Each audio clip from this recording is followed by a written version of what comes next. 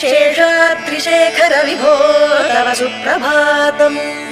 श्रीमन्नभीष्टवरदाखिल लोकबन्धो श्री श्रीनिवास जगदेकदयैक सिन्धो श्रीदेवतागृह भुजान्तर दिव्यमूर्ते श्रीवेङ्कटाचलपते तव सुप्रभातम्।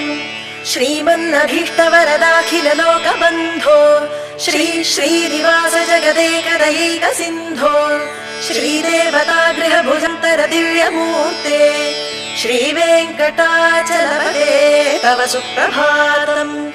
श्रीस्वामि पुष्करिणिकाप्लव निर्मलाङ्गाः श्रेयोर्थिनो हर विरिञ्च सनन्दनाद्याः द्वारे वसन्ति वरवेत्र हतोत्तमाङ्गाः श्रीवेङ्कटाचलपते तव सुप्रभातम्।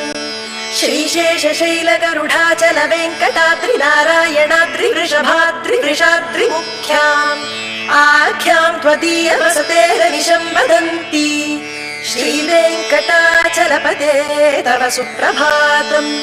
सेवा परा शिव सुरेश कृशानुधर्म रक्षोऽम्बुनाथ पवमान धनाधिनाथाः बद्धाञ्जलि प्रविलसन्निज शीर्षदेशाः श्रीवेङ्कटाचलपते तव सुप्रभातम्। राजाः स्वस्वाधिकार महिमाधिकमर्थयन्ते श्रीवेङ्कटाचलपते तव सुप्रभातम्।